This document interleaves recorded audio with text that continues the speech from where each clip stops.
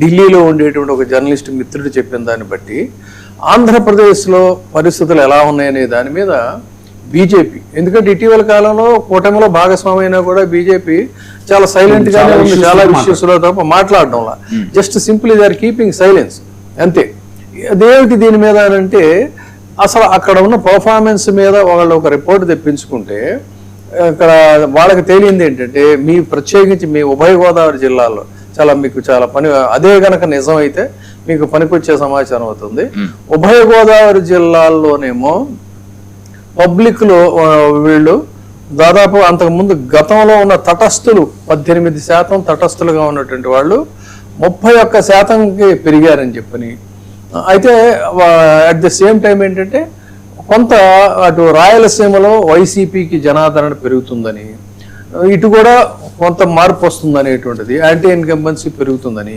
But whereas Guntur Krishna జిల్లాలకు వచ్చేసరికి వైసీపీకి అంత మిగతా ప్రాంతాల్లో ఉన్నంత వేవ్ లేదనేది వాళ్ళకి అమిత్ షా గారికి ఎవరో ఒక సమాచారం వాళ్ళు తెప్పించుకున్న రిపోర్ట్ అనేది తెలుస్తుంది. సో ఈ నేపథ్యంలో జగన్మోహన్ రెడ్డి గారు ఈ 2 జిల్లాలని ప్రభావితం చేసేందుకు ఒక రాజకీయ వ్యూహం కింద ఈ మావిగన్ అనేటువంటి అంశాన్ని తెర మీదకి తెచ్చారని చెప్పని అనుకోవచ్చు.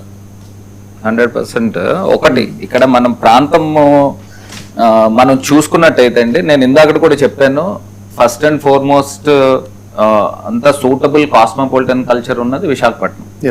బట్ అదర్వైజ్ ఇటు తెలంగాణకు కానీ, ఇటు హైదరాబాద్కి కానీ, లేకపోతే కిందనున్న చెన్నైకి కానీ కోస్టల్ కారిడార్ పాయింట్ ఆఫ్ వ్యూలో మనము అటు చెన్నై నుంచి ఇటు కలకత్తా దాకా ఒక కోస్టల్ కారిడార్ లో భాగంగా centre of the point Machilipatnam వస్తుంది.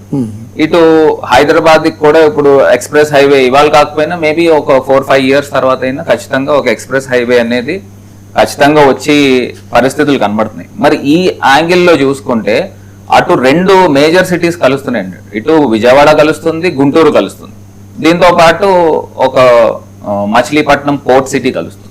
సో డెఫినెట్ గా ఒక 40-45 లక్షల మంది జనాభా నివాసం ఉండే ప్రాంతము ప్రజలు ఓన్ చేసుకుంటారు. ఓన్ చేసుకుని గుంటూరు, విజయవాడ, మచిలీపట్నం కలిపి 3 కూడా అద్భుతమైన క్యాపిటల్ కింద తయారవడానికి సెకండ్ ఆప్షన్ మంది. సో ఈ ప్రాంతము మనం తీసుకున్నాము, ఆలోచన చేసాము. జగన్మోహన్ రెడ్డి గారు కూడా ఆ రోజు మావిగన్ అనేసరికి చాలా మంది ట్రోల్ చేశారు. కానీ ఇవాళ వాస్తవాలు మనం ఆలోచన చేస్తే ఇది రియాలిటీకి దగ్గరలో ఉంది. ఇంకో పొలిటికల్ ఎలిగేషన్ ఏంటంటే సార్, ఇప్పుడు 2019-24 మధ్యలో మీరు 3 రాజధానులు అన్నారు. అప్పుడు మరి ఎందుకు మావిగన్ ప్రతిపాదించలేదు? మావిగన్ ప్రతిపాదన అప్పుడు ఎందుకు తెలియదు? ఇది ఇన్కన్సిస్టెన్సీ కాదా అనేటువంటిది ఇంకో పొలిటికల్ ఎలిగేషన్. అంటే ఒకటి జగనన్న కూడా మాది అంతా కూడా క్యాపిటల్ స్టేట్ అనేది మొత్తం అన్ని ప్రాంతాలు కూడా డెవలప్ కావాలి. ఇప్పుడు మనకి చూసాము హైదరాబాద్, ఆంధ్ర పెట్టుబడులన్నీ కూడా తీసుకెళ్లి ఎక్కడ పెట్టామండి? అందరం కూడా తీసుకెళ్లి హైదరాబాద్ లోనే కదా పెట్టాము. సో ఇప్పుడు హైదరాబాద్ విడిపోయిన తర్వాత మొత్తం మనం అంతా కూడా క్యాపిటల్ లేకుండా అయిపోయింది. సో జగనన్న కూడా ఆలోచన చేసింది ఏంటి, అటు రాయలసీమ డెవలప్ అవ్వాలి, ఉత్తరాంధ్ర డెవలప్ అవ్వాలి, అదేవిధంగా ఇటు centre part Vijayawada, Guntur develop కావాలని డీసెంట్రలైజ్ డెవలప్మెంట్ తీసుకున్నాం. కానీ అది ప్రజలకి మేము కన్విన్స్ చేయలేకపోయాం, ఎందుకంటే 2024 రిజల్ట్స్ మనకు అది చెప్పింది. సో ఆ ప్రాంతంలో మన ఒపీనియన్స్ మారుస్తాం. ఉన్న దాంట్లో ద బెస్ట్ పాసిబుల్ మనకు కనిపించేది ఇటు మావిగన్ కనబడుతుంది, విశాఖపట్నం తర్వాత మావిగన్ కనబడుతుంది. సో మావిగన్ ప్రాంతం ఇప్పుడు నిజంగా మన ఆంధ్ర స్ట్రెంగ్త్ ఏంటి సార్? ఆంధ్ర స్ట్రెంగ్త్ ఈ స్పోర్ట్స్. మనకి సముద్ర తీర ప్రాంతము, గుజరాత్ తర్వాత హైయెస్ట్ లాంగెస్ట్ స్ట్రెచ్ ఉన్నది ఆంధ్రప్రదేశ్. సో రేపన్న రోజున రెవెన్యూ జనరేట్ అయ్యేది ఎక్కడి నుంచి జనరేట్ అవుతుందండి? పోర్ట్స్ నుంచే జనరేట్ అవుతుంది. ఇప్పుడు మన స్ట్రెంగ్స్, మన వీక్నెస్ ఏంటి అనేది ఫస్ట్ మనం ఐడెంటిఫై చేసుకోవాలి.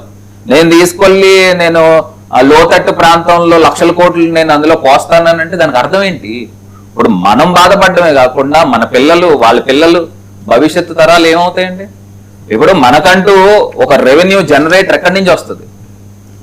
మీరు గ్లోబల్ ఇన్వెస్ట్మెంట్స్ ఎక్కడి నుంచి తీసుకొస్తాం? పబ్లిక్ రియలైజ్ అవుతున్నారంటారా ఇప్పుడు దుబారా మీద? ఇప్పుడు మీలాంటి పెద్దలు, జర్నలిస్టులు కూడా మీ విశ్లేషణ, మీ ఆలోచన ప్రజలకు తెలియపరచాలి. మీలాంటి వాళ్ళందరూ కొంత వేల మంది వచ్చి ప్రజలకి కన్విన్స్ చేయగలగాలి. Are you for emotional thing, are you for practical thing? ఇప్పుడు నేను ఒకటే అడుగుతున్నాను సార్, ఇప్పుడు మనము జగన్ అన్న చెప్పినట్టు ప్రజలు ఇఫ్ దే ఓటెడ్ ఫర్ మావిగన్, టు మై కన్సర్న్స్ ఖచ్చితంగా మావిగన్ కి ప్రజలు కన్విన్స్ చేస్తాం భవిష్యత్తులో. ఇప్పుడు ప్రజల్లో ఆలోచన వచ్చింది, కన్విన్స్ కూడా చేస్తాం. ఇప్పుడు మావిగన్ అనేది ఒక ఆసక్తికరమైన ఇది చెప్తాను. సార్ అయితే చంద్రబాబు నాయుడు గారు ఆ మావిగన్ అంటున్నారు ఏంటో నాకు అర్థం కావట్లేదని అంటున్నారు, కానీ ఒక ఐపీఎస్ రిటైర్డ్ ఆఫీసర్ అండి, ఆడుకోరు టీడీపీ సపోర్టర్ అయినా, పేరు చెప్పడం బాగోదు, ఆయన నాకు ఒక నిన్న ఇది ఫార్వర్డ్ చేశారు. ఒక కంటెంట్ ఏంటంటే, Jaganmohan Reddy back to power in 2029 ? Electoral strategy and coalition building, మావిగన్ corridor, Jagan vision. Jagan has a position to corridor a practical cost effective development అని. ఇదంతా కూడా anti TDP and anti BJP ఇదంతా కూడా ఆయన మీకు తర్వాత ఫార్వర్డ్ చేస్తాం, మీరు చూడొచ్చు. దీన్ని వాళ్ళలో